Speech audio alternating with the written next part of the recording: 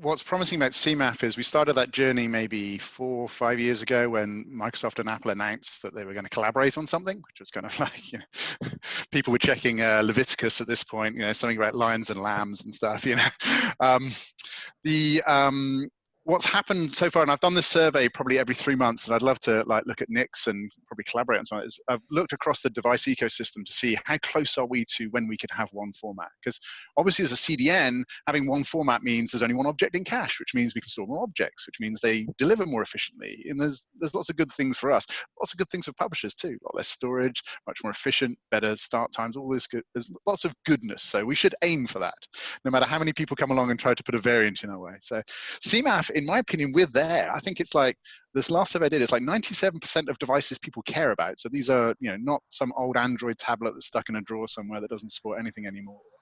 CMAP is pretty much there, apart from really old iPads, which people seem to hold on to those old iPads for a long time. So about 20% of active users out there still have an old iPad that cannot support fragmented MPEG-4 in a HLS manifest.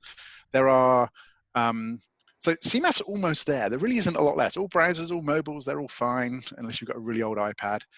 There's a few older Apple TVs, which if they were given away as starter promo, so we had one OTT provider that gave them away. And so they've got a whole huge seed of older Apple TVs out there, which they can't then address. But if you look at what the big guys who launched this year, so Disney Plus just the end of last year, now into Europe, HBO Max just as of yesterday, and Peacock, all of them went CMAF only. The board. They said, now's the time, new platform, let's go with CMAF. The thing they couldn't get away from was DRM. So, and it's not that, you have to wrap it 3 different ways, but fundamentally you have to encrypt it 2 different ways. It's the initialization vector for the cipher. So what we've seen is the big guys are launching with CMAF only, but they're also launching both counter and CBS variants with a plan that when that number of, we're probably at 87% of devices you care about, but there's probably 13% of people that they really still care about those subscriptions, that once you get past a point where they think it's critical mass, they can just simply delete the legacy. So make the move to the new format, because the bulk of your audience will have all those benefits. It'll be cache efficient, you'll get better start times. The legacy devices, which are older anyway, may have a slightly, not as optimal experience, but you're still serving them something that works. I'm really excited about CMAF, especially the low latency elements, so chunk transfer encoding.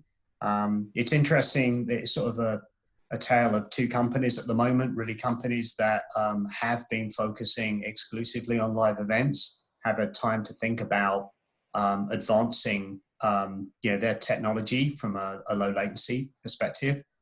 So certainly customers looking at dash low latency, CMAF low latency. Other companies that have got a mix of live and linear and VOD content have just been too busy to worry about anything else. Right? They're just keeping all hands to the pump. But yeah, we've done some proof of concepts, some early customer proof of concepts. So really excited about what the future might hold from a chunk transfer encoding perspective, and ready to embrace that as at whatever pace that happens.